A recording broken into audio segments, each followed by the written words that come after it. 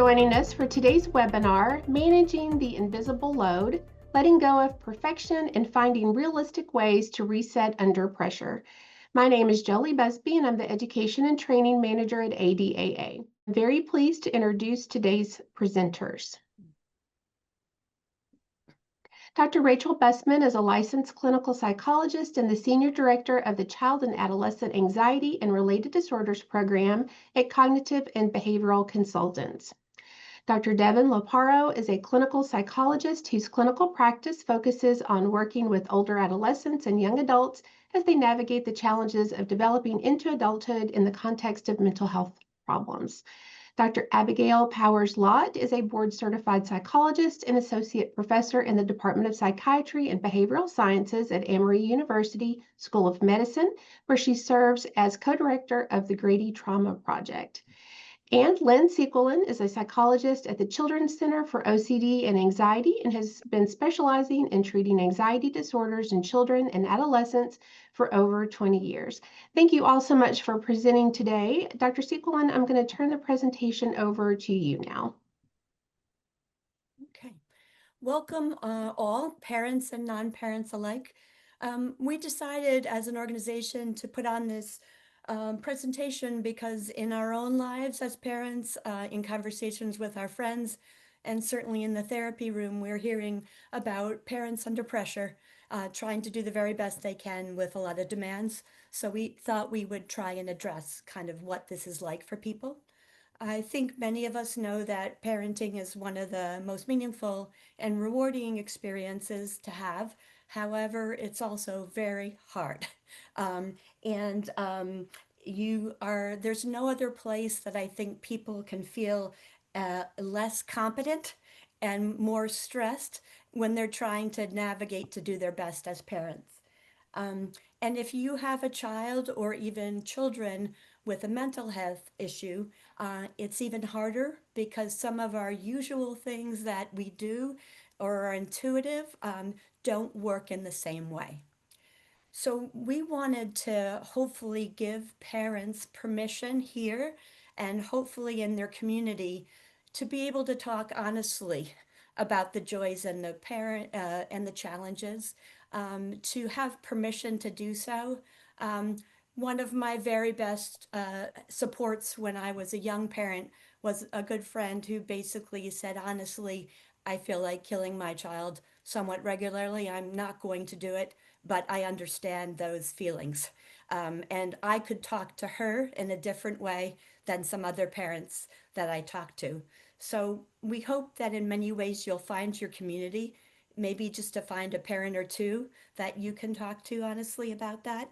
Um, we want to emphasize that it's really important always that the whole family's needs be addressed, not just the children's needs. And especially, it feels that if your child has a mental health issue, they should also take the priority all the time.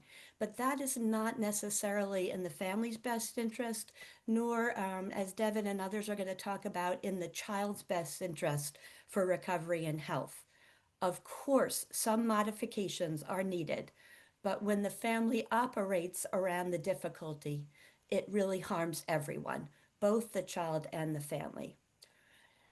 We know more than anything that maintaining authentic connection with your child is the most important piece, but it does not have to be perfect. We're going to talk about perfectionism because a number of the questions that came into us ahead of time were about letting go of perfectionism. One of the main things we want to do, and Abigail will talk about this more, is modeling for your child what to do when you're stressed, when you're upset, when you're frustrated or angry, because that is one of the most important parenting gifts and a real gift to your child to teach them how to do that, and seeing you do that will help. So the questions that came into us were about perfectionism. What does that mean? Usually that means unrealistic high standards that are often, if not impossible to meet, a sense of being evaluated about your worth, and basing it on achievement of some sort. Now, that can be work achievement, but it can be being the best possible parent all the time. Um, the alternative to perfection is trying to do very good work in areas that matter to you, but knowing not all things are a reflection of your work and things not need to be prioritized. If you are a working parent, one of the other best advice for me was to give up that you can be excellent at both. That you can't. If you're trying to do both, they're in conflict. So you can be very, very good at both, but maybe not excellent. And if you're a stay-at-home parent, you are meeting children's demands all day, 8 hours a day. That is another level of stress where it's impossible to be perfect, and you need self-care as much as the parent who gets to leave the home for a bit and have other experiences. I don't want to take too much time because we can come back to it for sure. But our goal is in our therapy rooms, one of my colleagues and I, best advice is that every family should do 2 date nights a month, right? We can talk about, they can be simple and they can be complex. Also, each parent should have some time that they do something on their own. That's separate from the family and separate from the couple. That means going for a coffee with your friends, going for a walk with your friends. You can tag team. The night you leave, one parent alone is going to be harder than your other nights, but the reward will be worth it. And I just want to model that might not be attainable for some families, but there are small but extremely meaningful self-care things that I see in my office all the time. So let me just give 2 examples and then I'm going to move on. One is I see parents with young or even older children who are hanging on them, sitting on them, leaning on them all the time. And you can tell the parent does not want to be leant on or sat on in that time. But parents feel like it's not okay to say that's uncomfortable for me. You know, I want to hug you later, but right now I need you to sit down next to me. You know, that's all, right? That's a self-care option, right? The other is if your child wants one parent to put the kids to bed every night, you don't have to agree to that. It is not in their interest. It is not in the family's interest. They won't like it, but that's okay. Then it frees you up to go out on that night because they're not dependent on you to do that thing. And each parent gets wonderful time and terrible time alone at doing bedtime. So I'm going to stop there and pass it on to my colleagues. Thanks so much, Lynn. You just heard from Lynn a lot about, how stressful parenting can be, as well as how important self-care is along the way. And hopefully you took from what Lynn shared that there's also not a right or wrong way to do many of these things. And there's not a right or wrong way or a perfect way to parent. We may know some things that are wrong, right? But there are lots of ways to do things effectively. And I just want to note, because I'm multitasking a little and seeing some of the chats come in, I just want to note, we all may be in different journeys as parents or non-parents in terms of navigating stress and perfectionism, if you're here today. And so I really do think that wherever your children are in the developmental journey, whether they're children or adults, or even if you're not a parent yourself, that there's a lot to take from the things that we talk about today in terms of strategies and tools that can be effective for navigating stress and perfectionism, regardless of kind of where you are in your personal, professional journey, et cetera. So I want to build on what Lynn was sharing to talk about something that's maybe sounds kind of simple, but is really powerful. Children do not need perfect parents.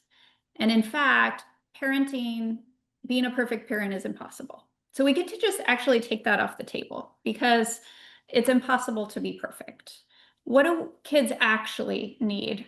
from parents, right? I think all of us, I have 2 children myself, and I often wish I had a manual that told me exactly what I needed to do in every situation. But we know that actually the key factors that promote positive development and growth in children are really about warmth, attunement, connection, support, and stability. And so being able to create spaces of safety and kind of protection and have warmth in that process is what's really crucial. So it's not about being perfect, and mistakes are okay. We want to think about, Lynn described what perfectionism is, right? What we talk about when we talk about perfectionism. But perfectionism in parenting often kind of hides in plain sight. And so sometimes people may not even realize that, that's kind of what they're getting stuck in. So some examples could be overscheduling kids to get everything just right, or feel like you're doing as much as you can to give your kids all of the opportunities that they might need, constant self-criticism, feeling guilty or for making mistakes, or even for taking this self-care time for yourself. Also, comparisons. So comparing ourselves to others or to impossible ideals can be a huge kind of barrier to getting enjoyment and actually being able to reduce our stress in the context of parenting. I love the quote, "Comparisons are the thief of our joy," because they are. We want to really avoid comparisons and be tuned into what our family needs are and focus in on those things. So, some people have asked kind of what does letting go look like, and how do you go to good enough parenting rather than trying to be perfect? And so letting go of that perfectionism can really look like a lot of different things.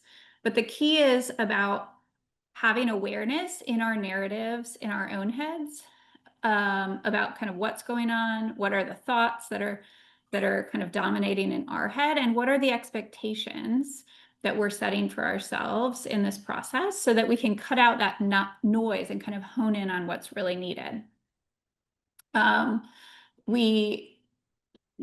When you're able to name and notice thoughts and feelings, you can pay attention. Oh, guilt is coming up right now, right? Or I'm feeling like a failure as a parent. And while those emotions are often communicating something to us, sometimes they can be wrong. Sometimes they might not actually be based in facts. And so that awareness is actually a really helpful and important step or tool in letting go of that perfectionism and coming back to what's meaningful or important in our role as parents. As Lynn touched on too, we also want to acknowledge that like imperfection and mistakes isn't actually failure, but can be a great model for our kids as well. So it's an opportunity for our kids' growth, for our growth, as well as modeling self-regulation and how to navigate disappointment, right? Frustration. If we make a mistake, we can actually tell our kids that, I'm really sorry that I yelled at you. I was feeling overwhelmed, and it led to me raising my voice at you. It wasn't okay to raise my voice. And I've noticed that when I feel overwhelmed, I might need to step back and do something else. And so you can actually model your own self-regulation in the moment. And that is way more effective than imagining yourself as never getting upset, right? I'm a psychologist and I still yell at my kids. So being able to make those mistakes, but learn from them and learn together is really key. And I want to be aware of time, so I'll just talk a couple of things about kind of tools, right? So supporting your own regulation and repair in the moment is really critical. Lynn talked about self-care, but one of the ways in which we can think about supporting your own regulation in parenting is a tool called mindfulness. And so mindfulness is the act of being present in the moment with awareness and with non-judgment. And there's lots of ways that you can act with mindfulness, and that mindfulness can be a helpful tool as a parent or for managing stress. But that thing that I just told you about with noticing and naming thoughts and feelings is one really effective mindfulness skill. So this awareness, observing and describing our thoughts, our feelings, can be a way to give a little bit of distance or separation from them that gives us more control over how to respond next. And actually using your breath, taking a breath and noticing what you're feeling or thinking in the moment in difficult parenting contexts can be a helpful tool so that you may not kind of immediately jump into acting on maybe frustration urges, for example, or yelling. Another really important thing that can be helpful is thinking through kind of finding balance and figuring out what good enough looks like for you. And it looks different for everybody, but one tool might be, knowing what are your must-haves. Like I have to, like we're having dinner every night, no matter what. That's a must-do for us. Versus maybe it's okay if, we have one night that we eat out a week. So figuring out kind of where you can have that wiggle room and what feels comfortable is also a helpful tool in that, finding that balance, having that good enough approach. Finally, I want to just note to Lynn's point about kind of finding your community, being able to connect with others, that it really is critical to reach out for help when you need it, because that connection actually helps build regulation. And again, we can serve as models to our kids of showing that it's okay to need support. It's okay to reach out for help, and it's okay to talk about when you're distressed or having difficulty. And so having those connections, having your village around you is really helpful, even if that village is just one other person that's supporting you in this process. So I want to give plenty of time for my other colleagues. So I'll pass it over to Dr. Laparo. You. Hi, everybody. So I wanted to talk about this issue of finding balance between accommodation and appropriate support. So accommodation might not be a term that everybody's familiar with, but really what it is getting at is, when you have a kid who's trying to learn how to do something, or they're experiencing distress about an issue, whether that's sort of significant anxiety or just the typical distress of development. As parents, it's hard to figure out how do we kind of find that balance between, trying to ease the distress of the situation. That's what we would call more on the accommodation side. And then appropriate support is more sort of validating emotions, teaching coping skills, and just really trying to figure out, when you are identifying an issue where you might notice your child is, having distress, like how do you and where do you start to try to address that?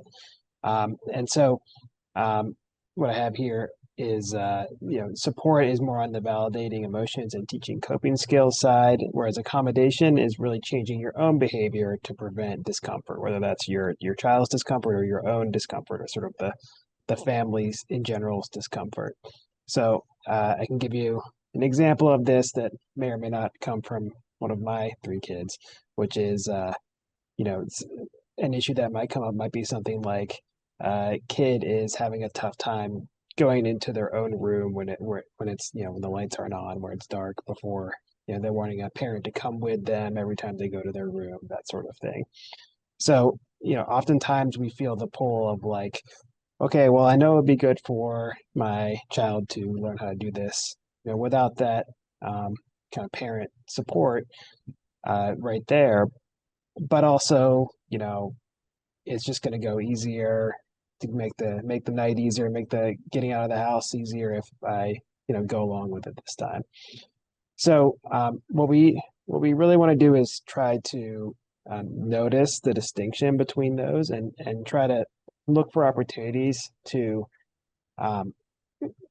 acknowledge like what your child is feeling in that moment, and maybe give them skills of how to handle those emotions. So maybe acknowledging it's okay, and it makes sense that you're afraid to, be in the dark by yourself. I mean, that's, something that lots of kids are scared of. And, maybe there's certain things you could do, like, bring a favorite stuffed animal with you, or, you know, uh, even bring a flashlight with you, while you're learning how to do this, and that sort of thing. Where, we're trying to move away from the accommodation of the parent kind of uh, easing the discomfort for the child so that they don't ever have the opportunity to learn how to handle it themselves. So that's where we get into the stepping back strategically, gradually reducing accommodations while providing structure and encouragement. So here's where we, it makes sense to kind of do this gradually, not kind of going all or nothing where, one day you're going to go to the room with them, the next day it's just, cold turkey. I'm never doing that again. You can kind of do it in a systematic way, and explaining to the child, what the plan is and the kind of justification behind it. Um, and, I think a lot of times when people start to take this strategy of reducing accommodations, the message that they either give themselves or sometimes they get from other people, even treatment providers, can be that, once you start to try to reduce accommodation, that it's sort of like, uh, you never in any circumstance are going to give in to the the demand. And yeah, I think that's just not really particularly realistic, kind of getting to the sort of perfectionism component of this presentation. That there's going to be situations where you know you're not going to be able to drop everything and kind of commit to the not accommodating a particular situation. And I think it's okay to kind of focus on steady progress over time rather than perfection. And whether it's you know you're short on time or your kid's already in a emotional spot where it's not going to set them up for success. It's okay to kind of make some exceptions to the plan. That being said, I think it's also important to, think ahead a little bit when you're working on these things and say, okay, if I know it's going to, be a struggle to get through the process of getting the kid to go to the room themselves by themselves, maybe starting that process a little earlier than you would otherwise to leave room for the whole thing to play out and that sort of thing. And of course, as we're trying to emphasize here, if you're able to support yourself and kind of engage in some of those self-care things, then you're going to be a little more easily able to handle, um, kind of uh, experiencing the distress that your child may be in temporarily as they learn how to, gain these new skills.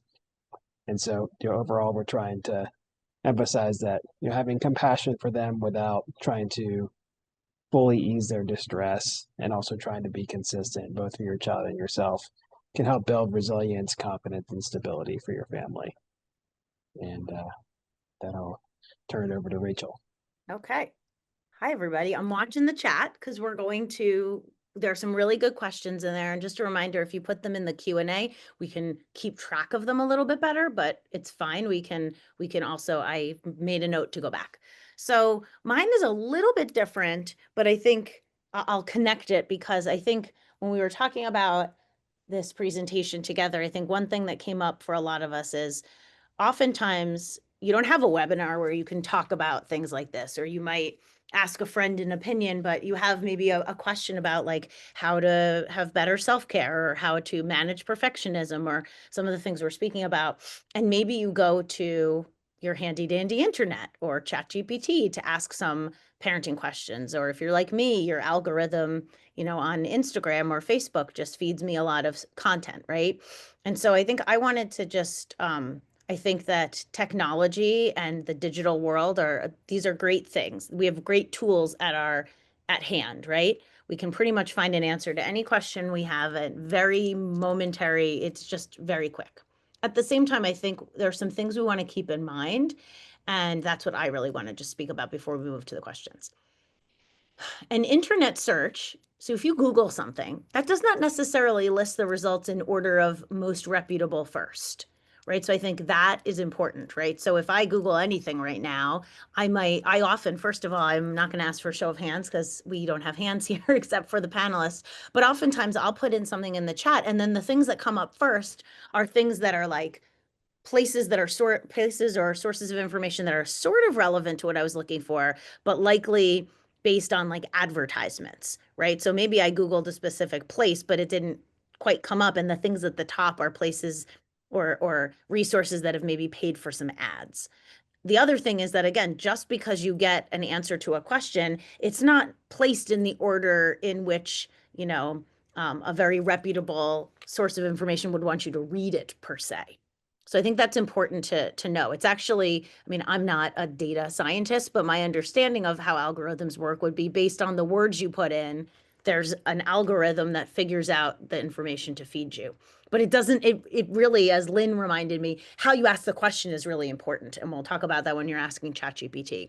So just know that there isn't a filter. There isn't a professor inside the internet going, let me give Abigail the most reputable information in the order I would like her to read it in evidence-based sort of lens. I think one thing to think about is maybe someone sends you a link. Maybe Lynn is like, oh, Rachel, you should really read about this because I think there's some great parenting tips. And I go to a website. I could go to the About Us if it's an organization like ADAA or a school or an organization that has people, because then you actually can find like who are the people that are behind whatever organization or website you're looking into, right? So that can sometimes be helpful in terms of like, where's this information coming from? I think crowdsourcing or like asking a lot of people's opinions, right? I'm on some pretty large message groups. I think some of our panelists are on some groups in different social media channels where we're, let's say, an OCD group or an anxiety group or a parenting children with something group. And I don't know about everybody else. They can nod their head if they agree. Sometimes there's some really lively chats in there and you're like, wow, nice. I didn't know about that book, or I didn't know that particular model. But sometimes you get really conflicting information. Sometimes you can get some heated conversations about like, well, Devin, I didn't think this, and Abigail thinks that. So like, I think you need to have pros and cons of like, again, who's your audience? Like who's giving you information? Now, what do I do when I have a lot of people's opinions? And also sometimes we can actually get overwhelmed with that, right? I think it also can, sometimes people will tell their own personal stories, which can be motivating and cheerleading, but also sometimes can make you feel bad if someone's saying, oh, you should do this more. And you're thinking, well, I've been trying to do that, but it hasn't been going so well.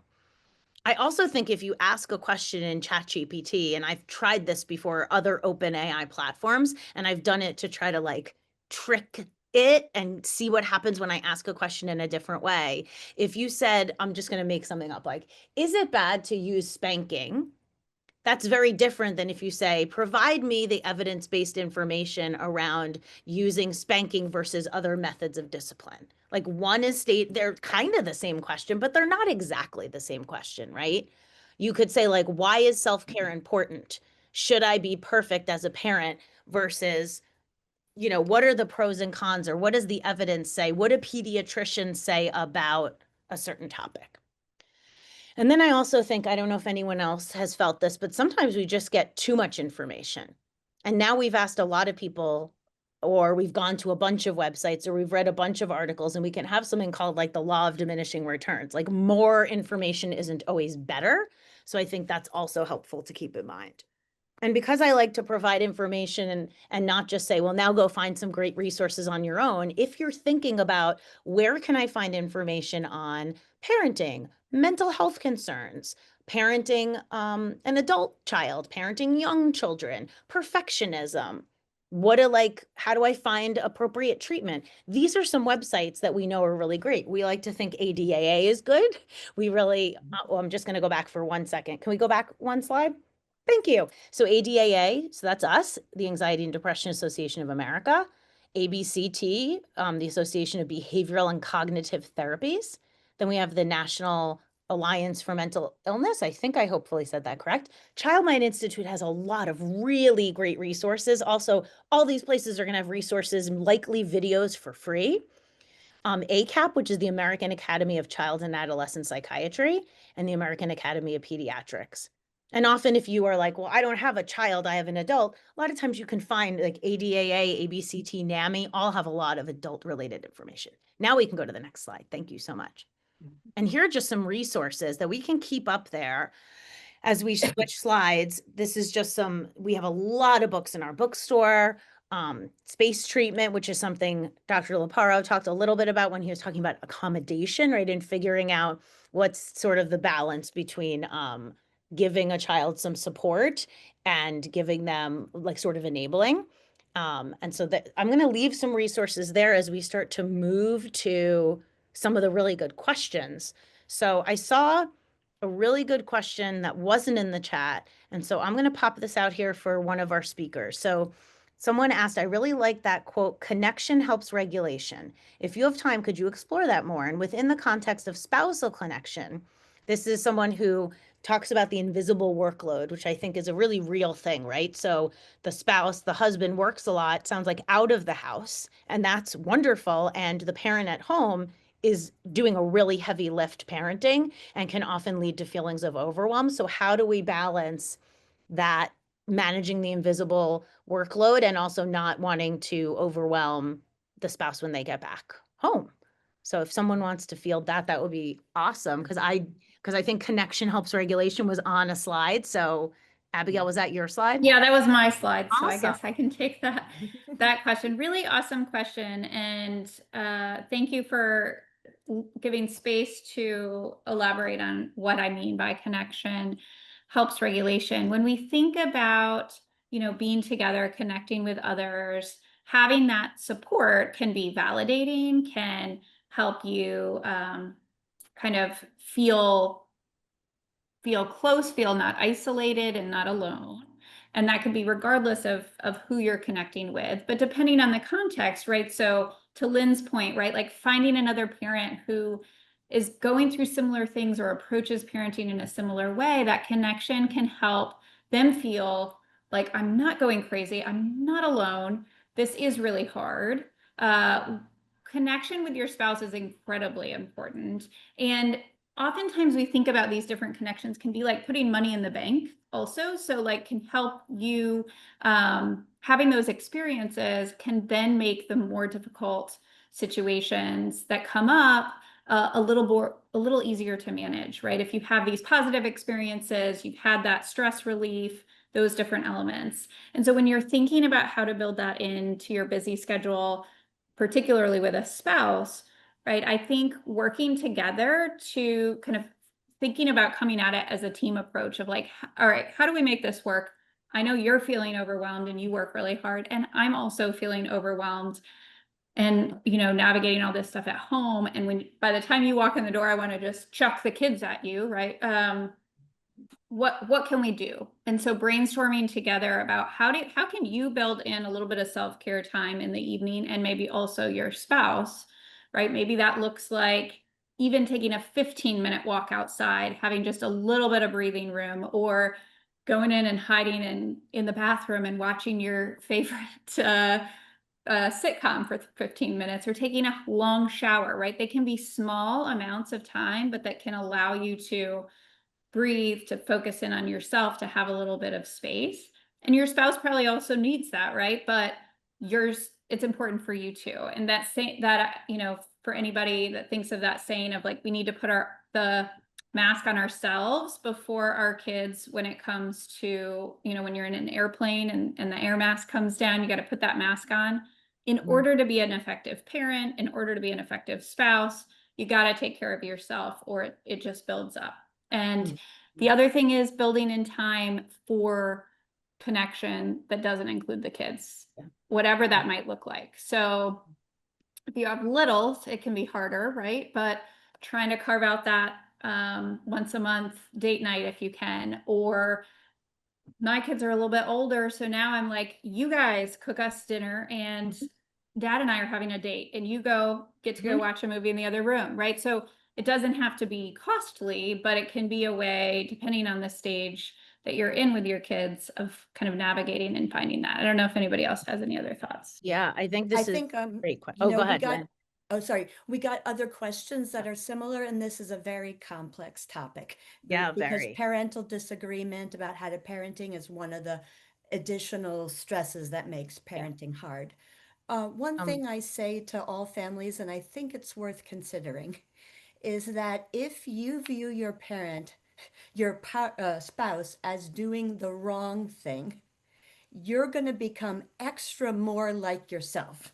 So if you think one parent is too harsh, you get even more accommodating and soft than you would if you weren't parenting with them.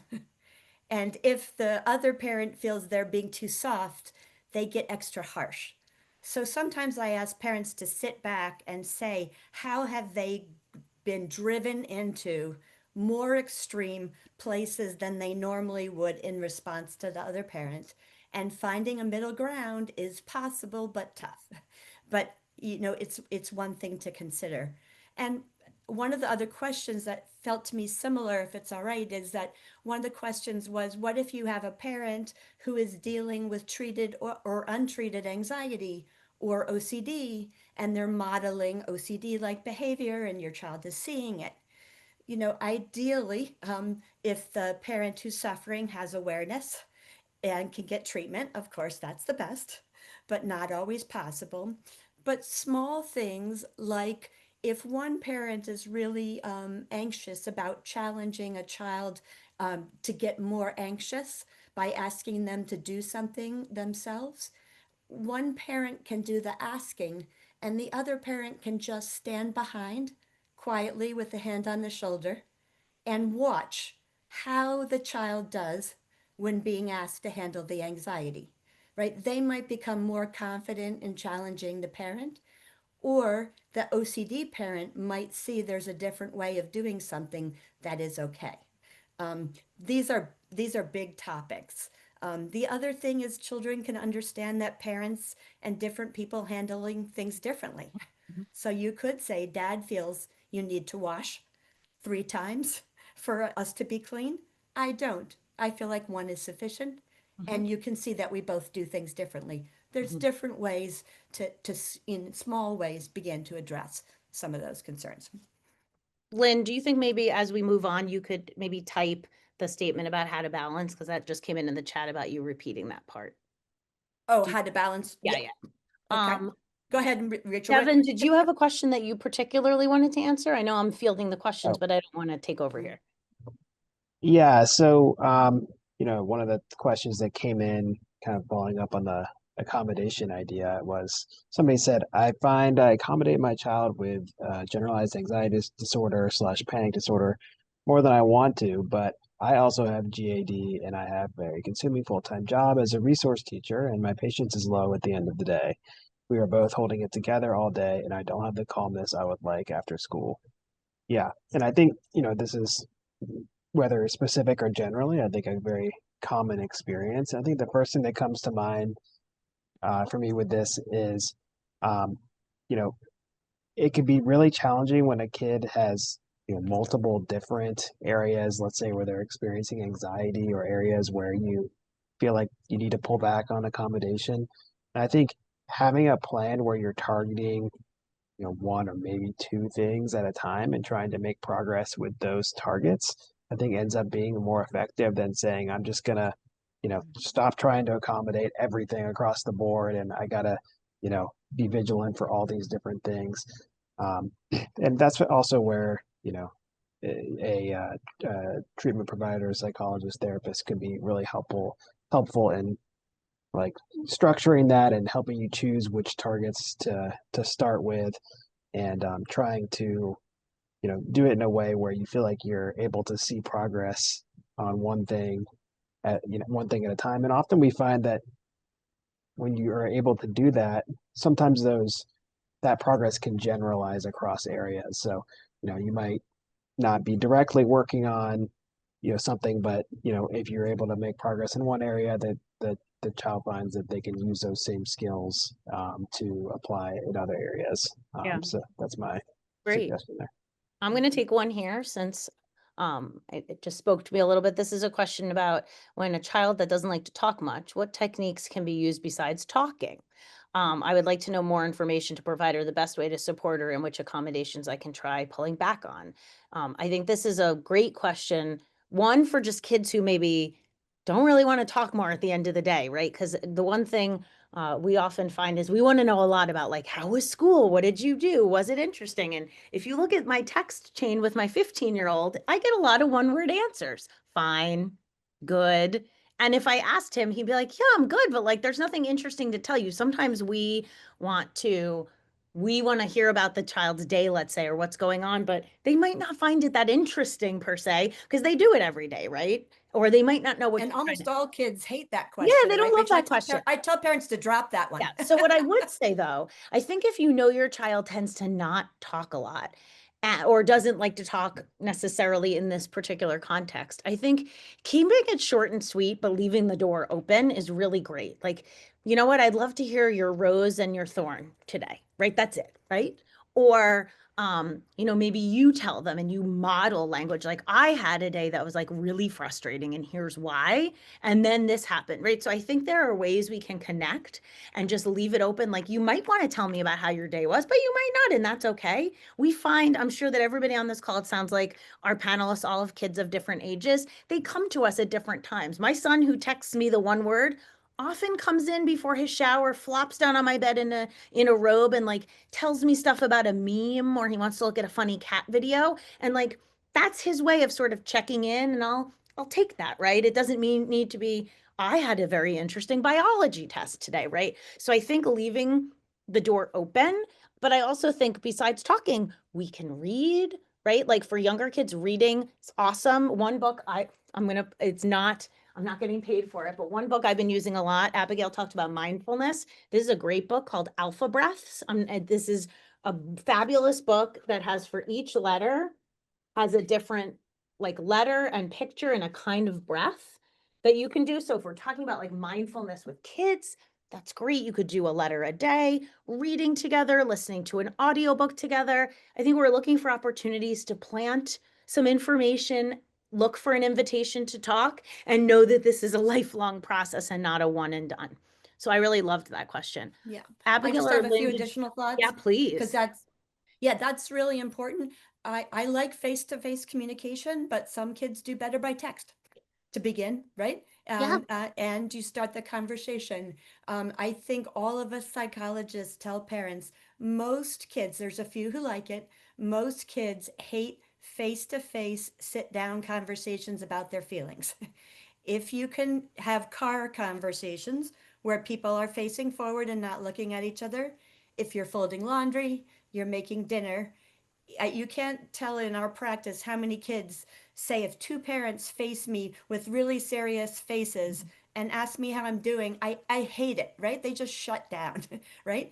Also, kids complain that parents teach or lecture. So I also say only two sentences, not more, with your child unless they're going with you and enjoying the conversation. Two sentences, drop the mic, right? Which is right? hard, right, Lynn? It's really hard for parents that It's really hard. are interested and engaged, right? And that might seem like a confusing message. I'm supposed to show I'm interested, and you are, but you can Mhm. show with your action, you could show with your facial expression. It doesn't have to be a Mhm. lecture, right? Or Right. too long of a dialogue. And I I also do, like movement together. So yeah, like walking. exercise, like going for a walk if they're willing, or my Mhm. kids get sick of me asking to go for a walk, but playing with the soccer ball. So by doing an activity together and then naturally the conversation flows can be helpful. Also, depending on their age, coloring together, things like that can also be a useful tool. And when we're talking about perfectionism, I'm afraid that inadvertently parents are asking about kids' worth by achievement. Like, how did your soccer game go? How did that test go that you were worried about? If your greeting for your child at the end of the day is just about school and that stuff, it sends a subtle message. I'm interested in those things about you, not about you as a person. And that is a bit how kids feel Like you nagged me about whether I studied for my test last night, and then you're really curious about how I did, and then you're going to talk to me about my grade. It's not meaningfully problematic, but it can feel. So one of the reasons kids hate "how was your day" is sometimes it ends up that kind of conversation about their day rather than who did you talk to at lunch, right? Or who told a funny story, or what did the teacher do today? I mean, to broaden, um, because this achievement focus and perfectionism focus, I keep coming back to it, is just so predominant, right? Yeah. In our world. One of the Um, questions I like is what was the funniest thing that happened today? Mhm. Because mhm, it, gets away from that achievement thing, and I think it also tends to require a bit more of a story than like, and mhm, sometimes it's, somebody fell, Yeah. that's the mhm. story, but Um, sometimes you Right. get more. I Or did want to, somebody did something really embarrassing. And for an anxious kid, it can be a helpful lesson to see, yes, they did something horribly embarrassing, but what was the result? Like mhm, everyone laughed and moved on and didn't talk about it after. So those who are mhm, worried mhm. about being laughed at or embarrassed get to tell a Yeah. story about a successful embarrassment, right? So even if they, do that.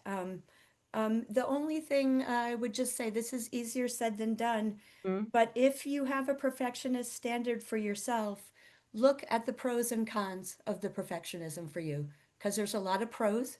There's a lot of ways that we're supported for being perfectionist, and the cons, like, does it take your time? Does it mhm. make you Yeah. distressed? And if you are working on letting go of perfectionism for yourself, you deserve it for yourself.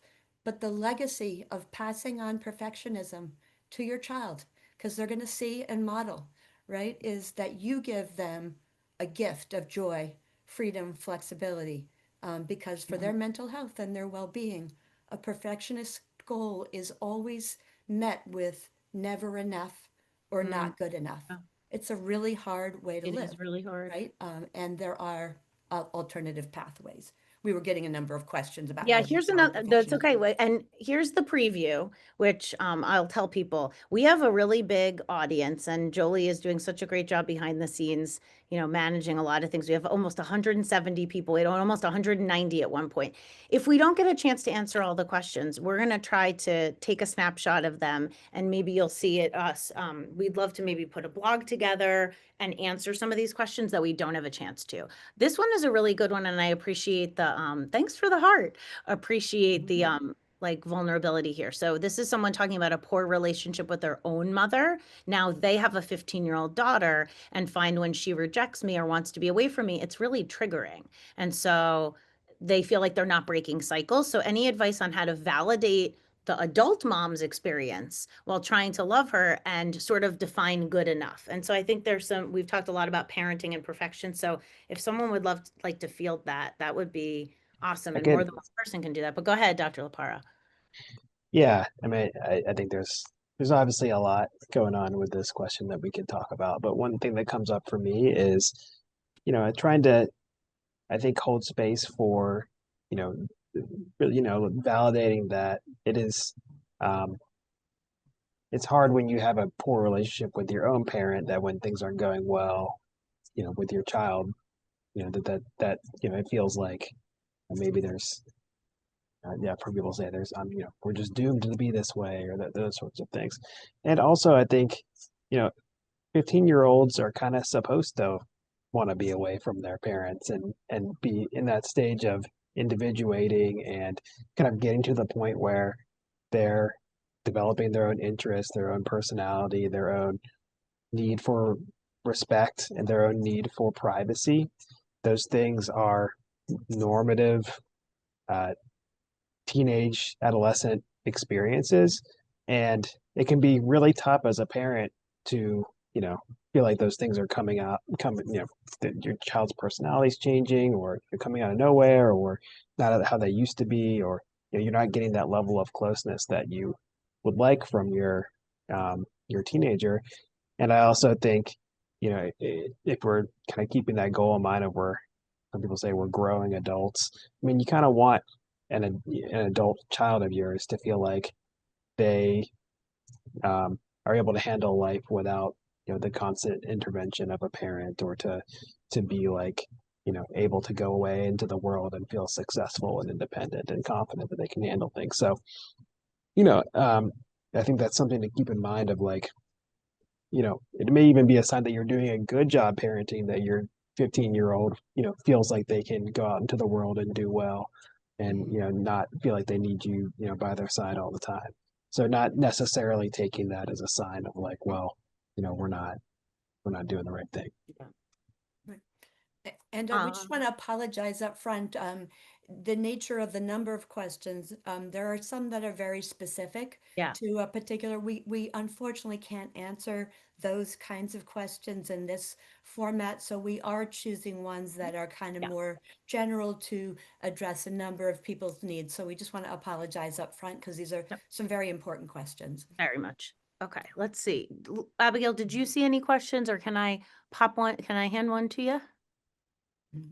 And hand it my way. All right, let's see. So this is a good question. I think this could, Abigail, I'm interested in your opinion. Like, so I guess when we were talking about conversations in the car, someone followed up with, do you caution against not having heavy car conversations?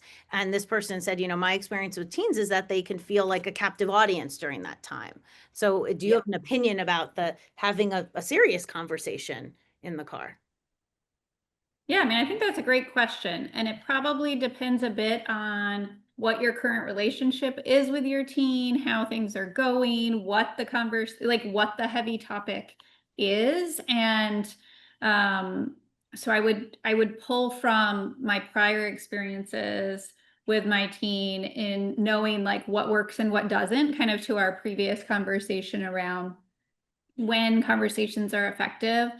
And think about that before kind of making that choice automatically. I think, if you're talking about a death of someone or something like that, potentially having that ability to quickly look at each other, talk, or give them space could be important. And so it is true that really heavy conversations, maybe that's not the best space if you're just kind of trying to get them to open up in general and make sure that you're creating space for them to talk in.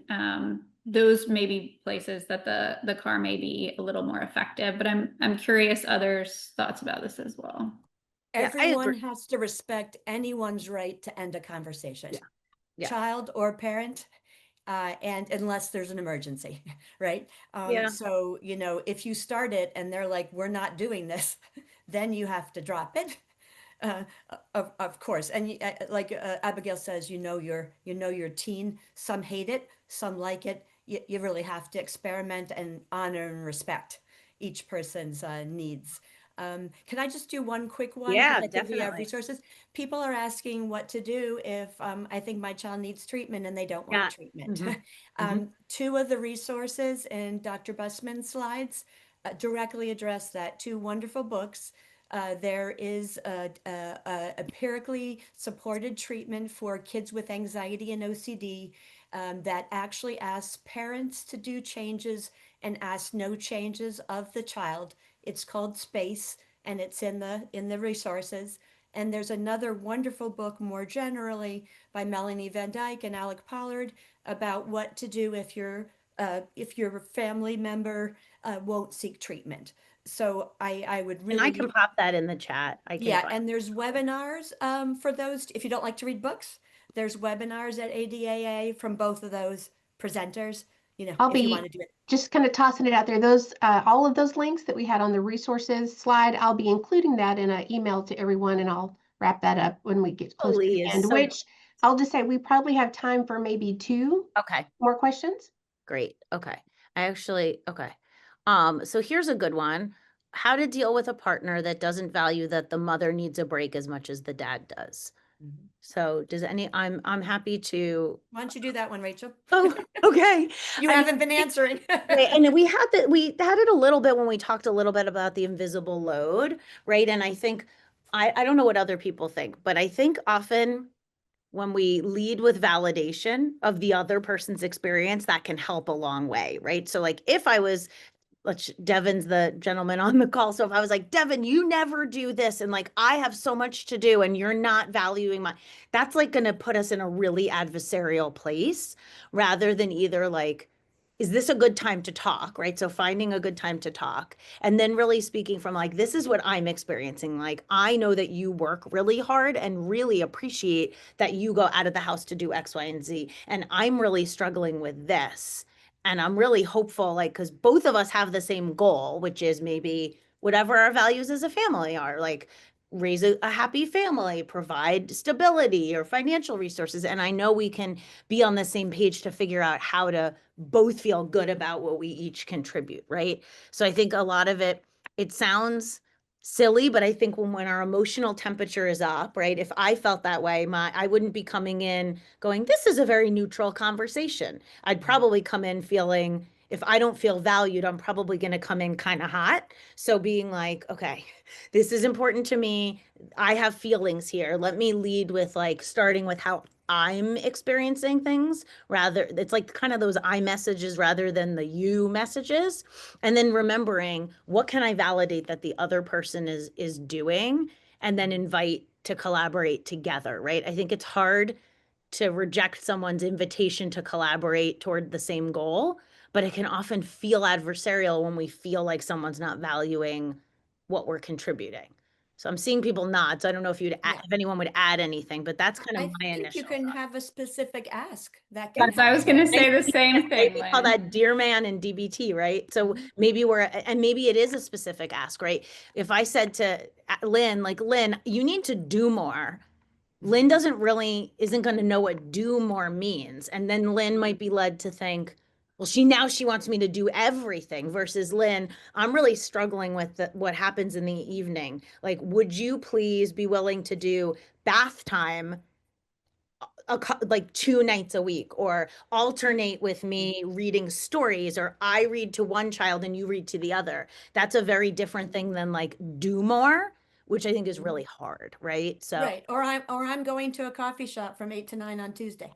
yeah, exactly. Or a statement, right? But I love that as a reminder if that was Lynn or Abigail, like making a specific ask, right? Because I think we had a webinar once on maybe it was about like resolutions and SMART goals. But if we're not specific about what we are working towards or what we want to see, it's hard to see improvement. So like, it's really hard for me to get dinner ready and unload a dishwasher. Like, please unload the dishwasher for me. That would be really helpful while I do XYZ. I think it also circles back to that concept we've been talking about of, trying to have those built-in connections set up to where you feel like, okay, there's already a time, that we are, myself and my partner have set up that we might be able to talk about things like this because I think sometimes where it gets tough is like there's this issue going on and like I don't know when else to bring it up except for right now when I'm feeling my emotions really hot. Yeah. So and you often don't present it in the most balanced way when you're in that space. So Totally. those things kind of work together. Jolie, is it time already? I feel like that went by so quickly. It did. Yeah, we have a minute left, and I just wanted to, first of all, thank everyone that attended today. Thanks to all of you for presenting today. And just a quick reminder that we are taking notes of all of the questions that came in today. And Dr. Bussman mentioned a companion blog, maybe based on answers to those questions that came in. And so we really appreciate everyone that took the time to pose their question. And if we didn't get to your question this time, hopefully we'll have a chance to address that in the blog. Also to that very last slide had a lot of resources. When we wrap up today, I'll have an email to send to everyone who was in attendance with all of the links to those resources. And we just mentioned the webinar, so I'm going to include those too, so that you'll actually have a copy of that in your email. And so with that, I'm going to wrap us up because we are at time, and my job now is just to share a little bit about ADAA, that the Anxiety and Depression Association of America works to prevent, treat, and cure anxiety disorders and depression through the alignment of science, treatment, and education. We invite you to explore our website at adaa.org to find resources such as a Find Your Therapist directory, which came up today, so hopefully that will be of help. free evidence-based webinars, blogs, and videos like today's event, free online peer-to-peer communities, self-help books and publications. And if you haven't already subscribed, we ask you to consider subscribing to our newsletter, Triumph.